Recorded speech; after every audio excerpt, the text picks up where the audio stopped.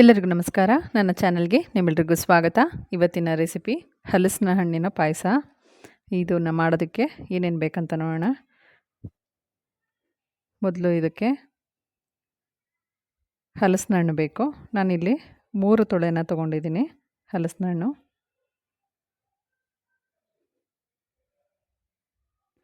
ಒಂದು ಹಚ್ಚು ಬೆಲ್ಲ ಇದೆ, ಅದನ್ನು ಪುಡಿ ಮಾಡಿ ಇಟ್ಕೊಂಡಿದ್ದೀನಿ. ಮತ್ತು 2 ಸ್ಪೂನು ಹುರಿಗಡಲೆ,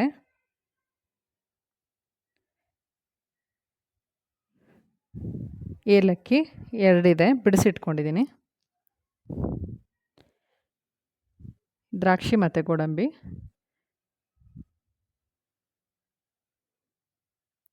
ತುಪ್ಪ 1 ಸ್ಪೂನು, ಕಾಯಿ ತುರಿ ಅರ್ಧ ಕಪ್ಪು,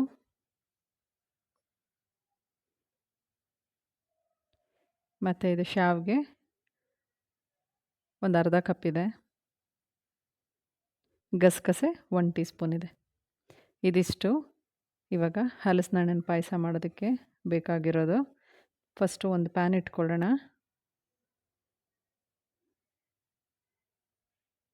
ಪ್ಯಾನ್ಗೆ ತುಪ್ಪ ಹಾಕೋತಾ ಇದ್ದೀನಿ.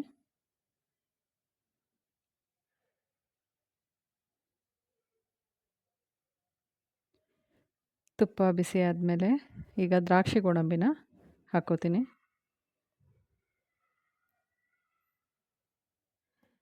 ಸ್ವಲ್ಪ ದ್ರಾಕ್ಷಿ ಗೋಡಂಬಿನ ಫ್ರೈ ಮಾಡ್ಕೊಂಡಾದಮೇಲೆ ನಾನು ಅದಕ್ಕೇ ಇವಾಗ ಶಾವಿಗೆನ ಹಾಕ್ಕೋತಾ ಇದ್ದೀನಿ. ಲೋ ಫ್ಲೇಮ್ನಲ್ಲಿ ಇಟ್ಕೊಂಡು ನೀಟಾಗಿ ಅದನ್ನು ರೋಸ್ಟ್ ಮಾಡ್ಕೋಬೇಕು. ಶಾವಿಗೆ ಹುರ್ಕೊಂಡಾದ್ಮೇಲೆ ನಾನು ಇದನ್ನು ಬೇರೆ ಬೌಲ್ಗೆ ಹಾಕ್ಕೋತೀನಿ. ಮತ್ತು ಅದೇ ಪ್ಯಾನ್ನ ನಾನೀಗ ಇಟ್ಕೋತೀನಿ. ಈಗ ನಾವು ಇಂಗ್ರೀಡಿಯೆಂಟ್ಸ್ನ ತೊಗೊಂಡಿದ್ವಲ್ಲ, ಗಸಗಸೆ, ಏಲಕ್ಕಿ, ಹುರಿಗಡಲೆ, ಕಾಯಿ ತುರಿ ಮತ್ತು ಹಲಸಿನ ಹಣ್ಣು, ಇದಿಷ್ಟನ್ನು ನಾನು ಮಿಕ್ಸಿ ಮಾಡ್ಕೊಂಡಿದ್ದೀನಿ. ನೋಡಿ ಈ ಥರ. ಈಗ ಇದನ್ನು ಪ್ಯಾನ್ಗೆ ಹಾಕ್ಕೊಳ್ಳೋಣ.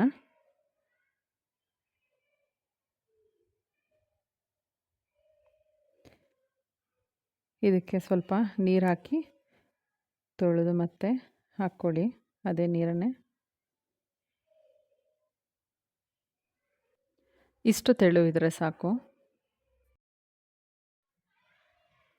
ಈಗ ಇದಕ್ಕೆ ಬೆಲ್ಲನ ಹಾಕ್ಕೋತಾ ಇದ್ದೀನಿ. ಈಗ ಇದನ್ನು ಕುದಿಯೋವರೆಗೂ ಸ್ವಲ್ಪ ಬೇಯಿಸ್ಕೊಳ್ಳೋಣ.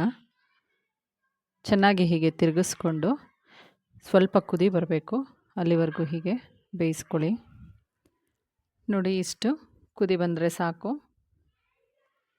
ಈಗ ಇದಕ್ಕೆ ನಾವು ಶಾವಿಗೆನ ಹಾಕ್ಕೊಳ್ಳೋಣ. ಶಾವಿಗೆ, ದ್ರಾಕ್ಷಿ ಗೋಡಂಬಿ ಎಲ್ಲ ಹುರಿದಿಟ್ಕೊಂಡಿದ್ವಲ್ವ, ಅದನ್ನು ಇದಕ್ಕೆ ಸೇರಿಸ್ಕೊಳ್ಳೋಣ. ಶಾವಿಗೆ ಪಾಯಸ ಕುದಿವಾಗಲೇ ನಾವು ತುಂಬಾ ಓವರ್ ಕುಕ್ಕಾಗಿ, ಅಂದರೆ ಫುಲ್ಲು ಬೇಯೋವರೆಗೂ ನಾವು ಶಾವಿಗೆನ ಹಾಕಿ ಬೇಯಿಸಿದ್ರೆ ಅದು ಆರ್ಕೊಂಡ್ಮೇಲೆ ತುಂಬ ಗಟ್ಟಿ ಆಗಿಬಿಡುತ್ತೆ ಮತ್ತು ಮುದ್ದೆ ಮುದ್ದೆ ಥರ ಆಗುತ್ತೆ. ಶಾವಿಗೆ ಅರ್ಧ ಬೆಂದಿದ ತಕ್ಷಣ ಗ್ಯಾಸ್ನ ಆಫ್ ಮಾಡಿ ಕ್ಲೋಸ್ ಮಾಡಿ ಇಡಿ.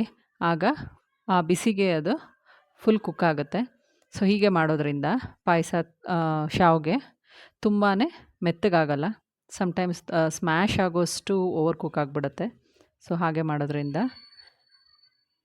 ಸೊ ಈಗ ಚೆನ್ನಾಗಿ ತಿರುಗಿಸ್ಕೊಳ್ಳಿ. ಒಂದು 5ರಿಂದ 10 ನಿಮಿಷ ಸಿಮ್ನಲ್ಲಿ ಇಟ್ಕೊಂಡು ನಿಧಾನಕ್ಕೆ ಹೀಗೆ ಮಾಡ್ಕೋಬೋದು. ನೀವು ಬೇಕೆಂದರೆ ಇದಕ್ಕೆ ಹಾಲು ಸೇರಿಸ್ಕೋಬೋದು ಮತ್ತು ತುಪ್ಪ ಕೂಡ ಆ್ಯಡ್ ಮಾಡ್ಕೋಬೋದು ಈ ಟೈಮ್ನಲ್ಲಿ. ನೋಡಿ ಇಷ್ಟು ಆದರೆ ಸಾಕು.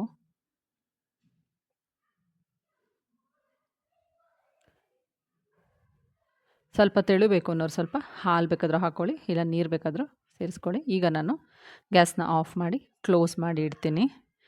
ಸೊ ನಾನು ಒಂದು 15 ಮಿನಿಟ್ಸ್ ಹೀಗೆ ಕ್ಲೋಸ್ ಮಾಡಿ ಇಡ್ತೀನಿ. ನೋಡಿ 15 ನಿಮಿಷ ಆಗಿದೆ. ಈಗ ನೋಡಿ ಇಷ್ಟು ಗಟ್ಟಿಯಾಗಿದೆ.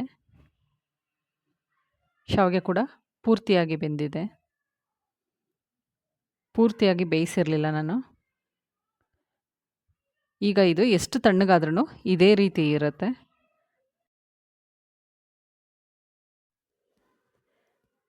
ಹಲಸಿನ ಹಣ್ಣಿನ ಪಾಯಸ ರೆಡಿಯಾಗಿದೆ ನೋಡಿ. ನಿಮಗೆ ತೆಳು ಬೇಕು ಅಂತಂದರೆ ತೆಳು ಮಾಡ್ಕೋಬೋದು. ನನ್ನ ಅಡುಗೆ ನಿಮಗೆ ಇಷ್ಟ ಆದರೆ ಪ್ಲೀಸ್ ನನ್ನ ಚಾನಲ್ನ ಸಬ್ಸ್ಕ್ರೈಬ್ ಮಾಡಿ, ಲೈಕ್ ಮಾಡಿ, ಶೇರ್ ಮಾಡಿ. Thank you.